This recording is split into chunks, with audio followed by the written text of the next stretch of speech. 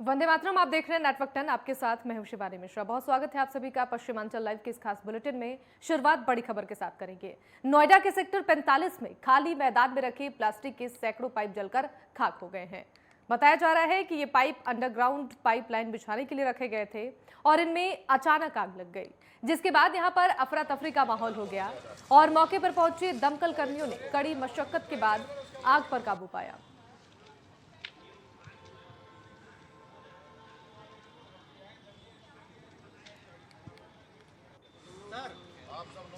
तो ये बड़ी जानकारी आपको दे रहे हैं। नोएडा के सेक्टर 45 में खाली मैदान में रखे प्लास्टिक के सैकड़ों पाइप जलकर राख हो गए हैं। तस्वीरें भी आपको दिखा रहे हैं। देखिए, तस्वीरें उस वक्त की हैं जब यहाँ पर भीषण आग लग गई और बताया ये भी जा रही है कि ये पाइप अंडरग्राउंड पाइपलाइन बिछाने के लिए यहाँ पर रखे गए थे और इनमें अचानक आग लग गई। आग के लपटे भेद तस्वीरों में आप साफ देख सकते हैं और यहाँ आग लगने के बाद से अफरा तफरी का माहौल हो गया। मौके पर दमकल कर्मी पहुंचे और कड़ी मशक्कत के बाद यहाँ आग पर काबू पाया गया। तो देखिए तस्वीरें, नोएडा के सेक्टर 45 में खाली मैदान में रखी प्लास्टिक की सैकड़ों पाइप जलकर राख हो गई हैं। उस वक्त की तस्वीरें हैं जब यहां पर आग लगी और बताया जा रहा है कि ये पाइप जो है अंडरग्राउंड पाइपलाइन बिछाने के लिए यहां पर रखे गए थे और इनमें अचानक से आग लग गई और आग की लपटें भी तस्वीरों में साफ नजर आ रही हैं, जिसके बाद से यहाँ अफरा तफरी का माहौल हो गया और वहीं मौके पर इसकी सूचना दमकल कर्मियों को दी गई। मौके पर दमकल कर्मी पहुंचे और कड़ी मशक्कत के बाद आग पर काबू पाया गया। तो ये बड़ी जानकारी है नोएडा से। नोएडा के सेक्टर 45 में खाली मैदान में रखे प्लास्टिक के सैकड़ों पाइप जलकर राख हो गए हैं और ये तस्वीरें भी आपको लगातार दिखा रहे हैं। तस्वीरों में आप साफ देख सकते हैं आग की लपटें यहाँ पर किस तरीके से नजर आ रही हैं और आग लगने के बाद से यहाँ पर अफरा तफरी का माहौल हो गया। हालांकि इसकी सूचना दमकल कर्मियों को दी गई और मौके पर दमकल कर्मी भी पहुंचे और कड़ी मशक्कत के बाद यहां आग पर काबू पाया गया है।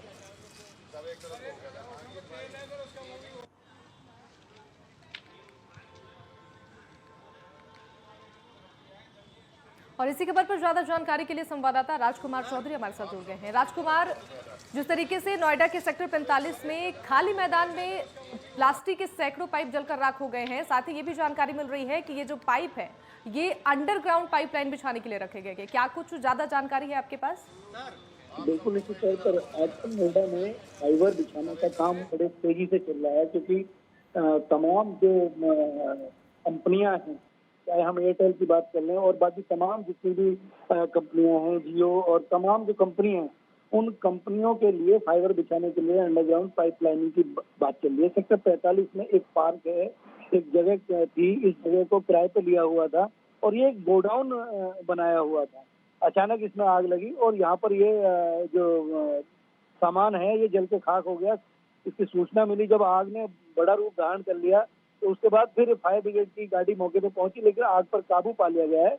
और क्योंकि ये मैदान में आग लगी थी तो इससे कोई जान माल का कोई नुकसान नहीं हुआ है, लेकिन उसके अलावा जिस तरीके से चीजें यहाँ पे रखी हुई थी, वहाँ पे कितने संसाधन थे कितने नहीं है, अब ये फायर ब्रिगेड की टीम इसका पता लगाने का प्रयास कर रही है। आग के कारणों का शुरुआती दौर में अभी कोई पता नहीं लगा, क्योंकि वहां पर किसी भी तरीके की शॉर्ट सर्किट की कोई आशंका नहीं है। अब आग कैसे लगी है इसका जांच के बाद ही इसकी स्थिति स्पष्ट हो पाएगी। तस्वीरें भी हम दर्शकों को दिखा रहे हैं किस तरीके से यहाँ पर भीषण आग लगी है। क्या कुछ कारण अभी तक पता चल पाया? शुरुआती दौर में जो सूचना मिली उसके बाद फायर ब्रिगेड की गाड़ी 145 थाना है करोला के पास में, सबसे पहले वहीं से इंफॉर्मेशन मिली। उसके बाद फिर दमकल की 5 गाड़ियां मौके पर पहुंची हैं। आग फिलहाल नियंत्रण में कर लिया गया। विजुअल है, ये विजुअल शुरुआती दौर के हैं, लेकिन आग के कारण क्या रहे कैसे रहे इस बारे में जो स्थिति है तो इन्वेस्टिगेशन के बाद स्पष्ट होगी। लेकिन फायर ब्रिगेड के अधिकारी जो है उनका मानना स्पष्ट तौर पर है कि ये आग लगाई भी जा सकती है। इस बात से भी किसी ने इनकार नहीं किया है। जी, बहुत शुक्रिया राजकुमार तमाम जानकारी के लिए। और कासगंज में पटियाली कोतवाली पुलिस ने अवैध हथियार बनाने वाली फैक्ट्री का भंडाफोड़ किया है। पुलिस ने इस दौरान मौके से 2 आरोपियों को भी गिरफ्तार किया है और साथ ही मौके से 10 अवैध तमंचे, 6 जिंदा कारतूस और 2 खोखा कारतूस बरामद किए हैं। पुलिस ने मौके से अर्धनिर्मित तमंचे समेत हथियार बनाने वाले कई औजार भी बरामद किए गए हैं। और कासगंज के एसपी रोहन प्रमोद बोत्रे ने जानकारी दी है कि पटियाली कोतवाली के कस्बा भरगैन इलाके में अवैध रूप से तमंचे बनाने की फैक्ट्री की सूचना मुखबिर से मिली थी और मुखबिर की सूचना के आधार पर पटियाली कोतवाली पुलिस और एसओजी की टीम ने कस्बा भरगैन में एक खाली मकान में छापेमारी की और छापेमारी के दौरान मकान में अवैध हथियार बनाने की फैक्ट्री पकड़ी गई है। थाना क्षेत्र पटियाली में भरगैन क्षेत्र में एक अवैध तमंचों की फैक्ट्री चलने की सूचना एसओजी टीम को मुखबिर द्वारा प्राप्त हुई थी। सूचना पर विश्वास करते हुए एसओजी टीम और थाना पुलिस की संयुक्त टीमों का गठन करके वहां पर दबिश के लिए भेजा गया था।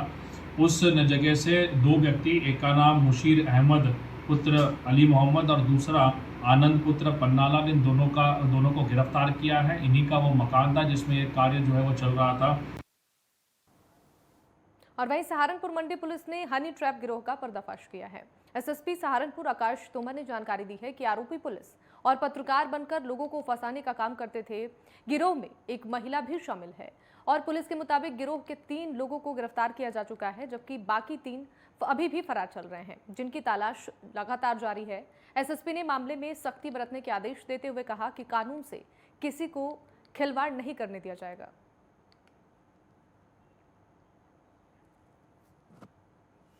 देखिए, थाना मंडी पुलिस ने कुल 3 लोगों को गिरफ्तार किया है, जो एक हनी ट्रैप और एक्सटॉर्शन का गिरोह है, जिसमें व्यक्ति अपने आप को पत्रकार और एसओजी का मेंबर बनाते हैं।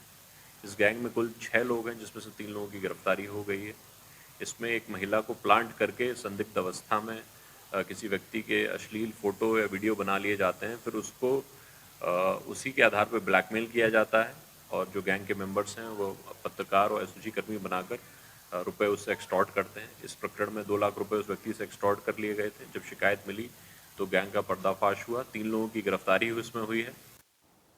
और नोएडा में रहने वाले लोगों के लिए प्राधिकरण ने पार्किंग शुल्क को आधा कर राहत देने का काम किया है। प्राधिकरण के मुताबिक पार्किंग के रेट आधा होने से लोग सड़कों पर वाहनों की पार्किंग करने की बजाय तय पार्किंग स्थान पर ही वाहन खड़ा करेंगे। इससे सड़कों पर लगने वाले जाम से भी राहत मिलने की उम्मीद है और पार्किंग दरों के घटने के बाद से सेक्टर 18 मार्केट में 4 घंटे तक कार समेत अन्य 4 पहिया वाहन खड़ा करने पर सिर्फ 50 रुपए देने होंगे, जहां पहले 150 रुपए देने पड़ते थे। और इसके अलावा पार्किंग में वाहन खड़ा करते ही 2 घंटे का चार्ज लग जाता था।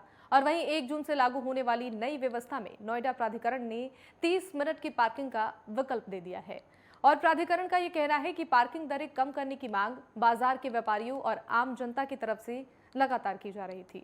प्राधिकरण ने पार्किंग शुल्क में 50% तक की कमी कर दी है ताकि वाहन चालक ज्यादा से ज्यादा पार्किंग का प्रयोग कर सकें और पार्किंग शुल्क कम होने से लोगों में भी खुशी नजर आ रही है।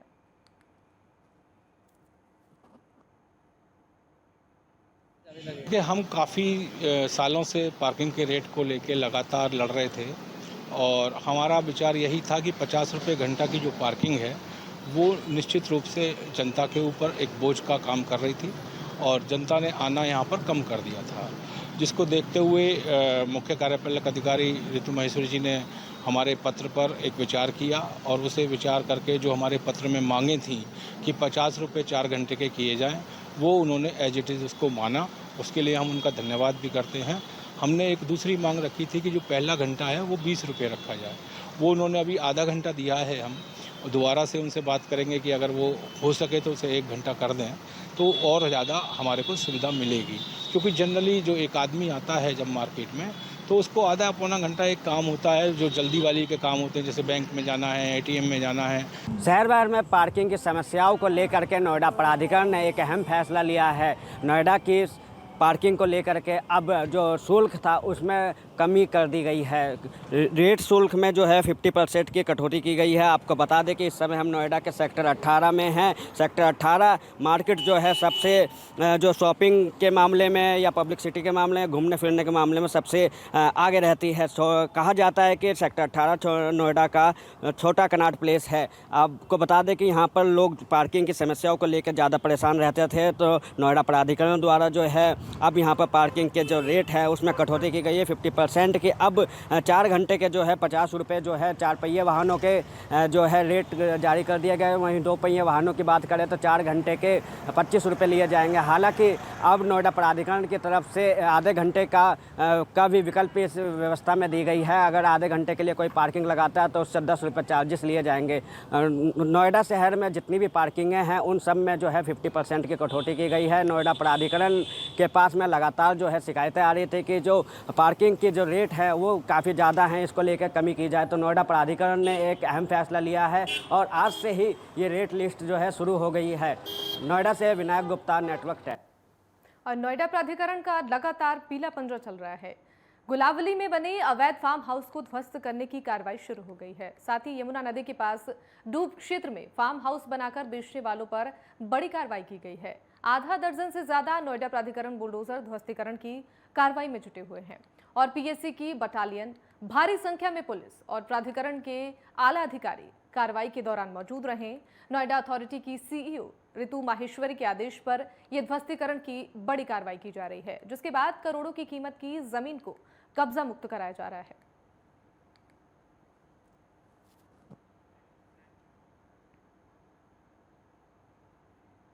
और वहीं नोएडा के सेक्टर 18 में बीकानेर वाला में सेक्टर 18 मार्केट एसोसिएशन के सदस्यों ने अपने अध्यक्ष सुशील कुमार जैन का स्वागत किया।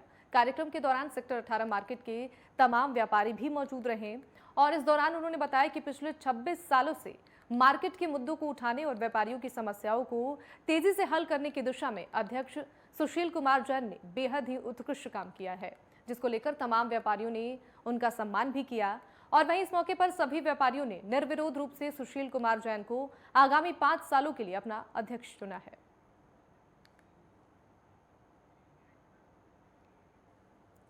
मार्केट के जो व्यापारी भाई हैं उनका ये विचार था कि मुझे प्रोत्साहित करने के लिए सम्मानित किया जाए, इसलिए ये कार्यक्रम आज रखा था।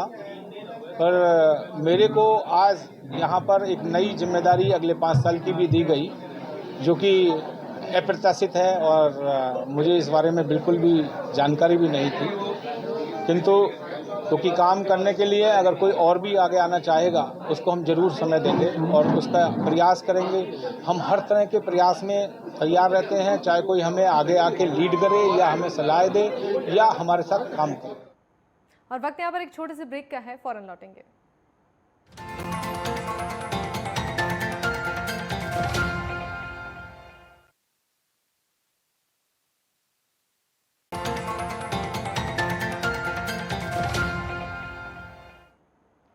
ब्रेक के बाद स्वागत है आप सभी का। खबरों में आगे बढ़ेंगे। संभल में एनएच पर ट्रैक्टर ट्रॉली और डीसीएम गाड़ी की भीषण टक्कर हो गई।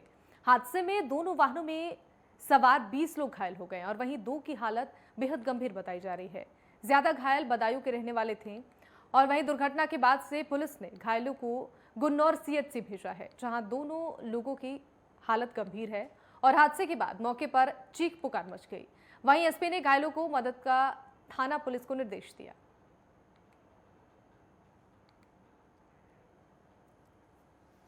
थाना धनारी के अंतर्गत हाईवे पर एक ट्रैक्टर ट्रॉली और एक डीसीएम में आपस में मुठभेड़ हो गई।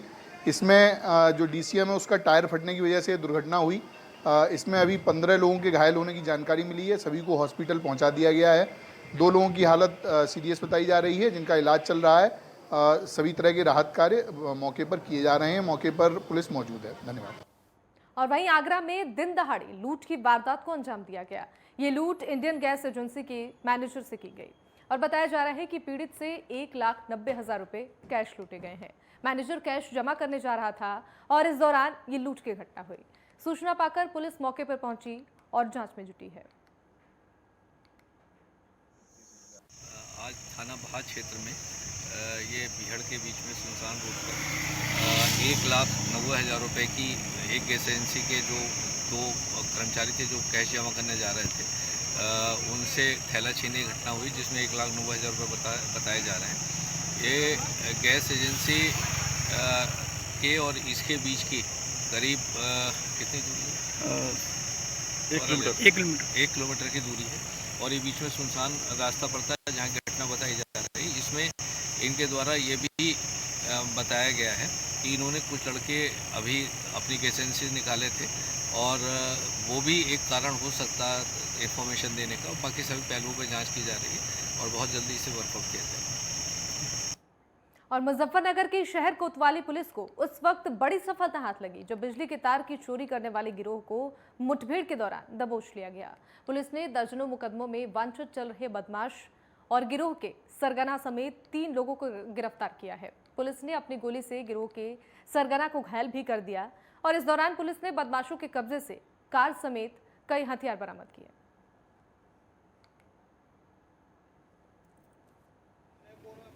इसी क्रम में कल कोतवाली पुलिस को सूचना मिली थी कि कार चोरों का एक गैंग है और जो आज भी चोरी करने की फिराक में है। इसी के क्रम में कोतवाली पुलिस ने जो रजभा पटरी पर जब चेकिंग लगाई तो 3 लोग जो आते दिखाई दिए। उनमें से जब उनको रोका तो उन्होंने पुलिस के ऊपर फायरिंग शुरू कर दी। इसमें पुलिस ने जब जवाबी फायरिंग की तो एक व्यक्ति को गोली लगी है जिसका नाम तौहीद है।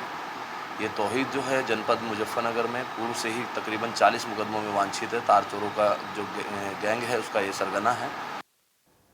और वहीं मेरठ के खरखौदा थाना क्षेत्र में मीटेक्स फैक्ट्री के पीछे एक बड़ा गड्ढा है जिसमें कूड़ा कचरा, मृत पशु के अवशेष और फैक्ट्रियों से निकला पानी डाला जाता है और जिस वजह से विशालकाय गड्ढे में गहरी दलदल बन गई है जहां पानी पीने के लिए घुसा एक गोवंश फंस गया और जिसके बाद स्थानीय लोगों ने डीएम को इसकी सूचना दी, जिसके बाद स्थानीय प्रशासन ने कड़ी मशक्कत के बाद से फंसी इस गाय के बच्चे को बाहर निकाला और वहीं स्थानीय लोगों ने इस मामले को लेकर स्थानीय प्रशासन से नाराजगी जताई है और समस्या का समाधान करने की मांग भी उठाई है।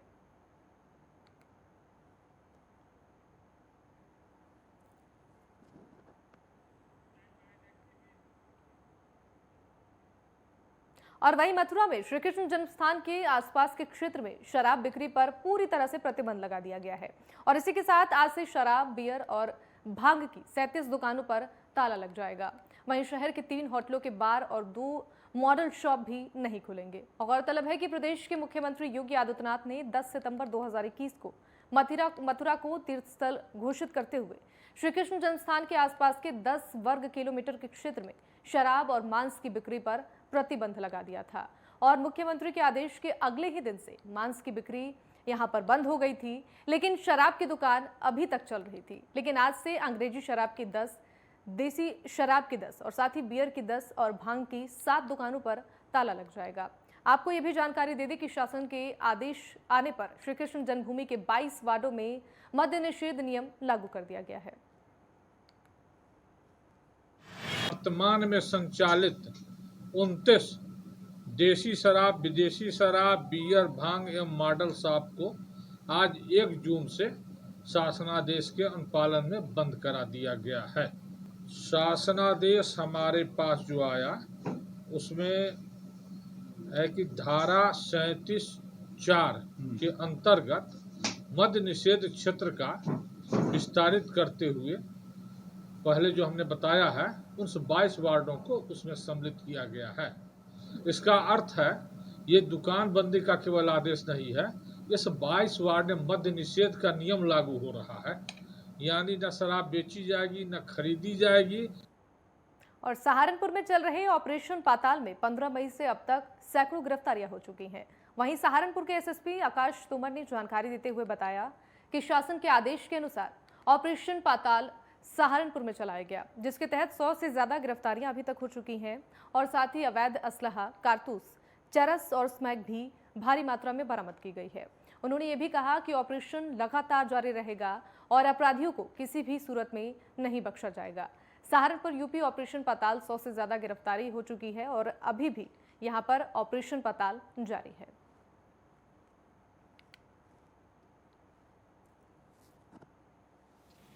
देखिए, इस ड्यूरेशन में शासन के निर्देश पे और डीजीपी हेडक्वार्टर्स के निर्देश पे अवैध शस्त्र और अवैध कारतूस इन सबके को ट्रेस करने के लिए ऑपरेशन पाताल हम लोगों ने किया है और उसमें सैकड़ों लोगों की गिरफ्तारी इसमें हुई है। हम लोगों ने अवैध शस्त्र बनाने वाले व्यक्तियों को भी गिरफ्तार किया है और अवैध तमंचे लेके लोग घूमने वालों को भी गिरफ्तार किया है। इसका उद्देश्य यह है कि हम बैकवर्ड और फॉरवर्ड लिंकेजेस आइडेंटिफाई करके यह पता कर लें कि ये अवैध शस्त्र कहाँ से बनते हैं और कारतूसों का सोर्स कहाँ से है। तो इसमें हम कई मुकदमों में कार्रवाई होने के कारण हम इसमें तह तक पहुँचे। शीघ्र ही जो मेन व्यक्ति हैं उनकी भी गिरफ्तारी हुई। और वहीं बुलंदशहर में स्वास्थ्य विभाग ने अपंजीकृत नर्सिंग होम को सील कर दिया है। प्रशासन का दावा है कि नर्सिंग होम बिना मानक और रजिस्ट्रेशन के संचालित किया जा रहा था और इसी के चलते नर्सिंग होम को सील कर दिया गया। उसके बाद उसकी रिपोर्ट उच्च अधिकारियों को भेजी गई है। आपको ये भी बता दें कि ये कार्रवाई एसडीएम के आदेश पर की गई, जिसे तहसीलदार और स्वास्थ्य विभाग की टीम ने अंजाम दिया है। आपको ये भी जानकारी दे दें, पूरा मामला खुर्जा नगर में शिकारपुर मार्ग का है। एक शिकायत प्राप्त हुई थी कि यहाँ पे कोई फर्जी डॉक्टर हैं जिनके पास कोई डिग्री नहीं है और वो वहाँ पे एक नर्सिंग होम चला रहे हैं। तो उसके लिए मैंने डॉक्टर ललित हैं जो हमारे MOIC हैं तरपा के, वो और तहसीलदार को वहाँ पे भेजा था चेक करने के लिए कि ऐसा क्या प्रकरण है पूरा। तो शिकारपुर रोड पर एक है ज्वाला भगवती नर्सिंग होम, वहाँ पे गए, वहाँ पे जाके देखा, चेक किया, कागज़ मांगे जब वहाँ पे जो उसके संचालक थे उनसे, जब डॉक्टर साहब ने कागज़ मांगे कि उनकी डिग्री के और उनके रजिस्ट्रेशन के, तो उनके पास कोई कागज़ उपलब्ध नहीं थे। और बाकी भी जब चीज़ें सारी चेक की गई तो उनके पास किसी भी चीज़ का कोई प्रॉपर रजिस्ट्रेशन वगैरह नहीं था। तो इसी के क्रम में तत्काल प्रभाव से उसको सील कर दिया गया है। और वहीं मेरठ में एक दूध व्यापारी को अज्ञात बदमाशों ने गोली मार दी।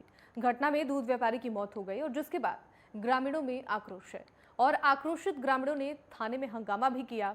पूरी घटना की जानकारी सिवाल जखेड़ा की है और वहीं फिलहाल पुलिस मामले में दर्जनों लोगों से पूछताछ कर रही है।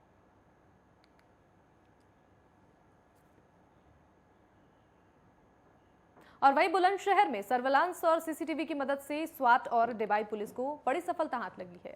आपको बता दें कि 5 लाख रुपए की फिरौती के लिए 7 वर्षीय बच्चे का अपहरण की वारदात को अंजाम दिया गया था। दरअसल बच्चे के पिता के दोस्त ने ही अपने साथियों के साथ मिलकर अपहरण की वारदात को अंजाम दिया था और जिसके बाद पुलिस ने बच्चे को सकुशल बरामद कर 4 बदमाशों को गिरफ्तार कर लिया है। बता दें कि पुलिस ने 12 घंटे में अपहरणकर्ताओं का खुलासा भी कर दिया, जिसके बाद आईजी ने पुलिस टीम को 50,000 रुपए का इनाम देने के लिए घोषणा की है।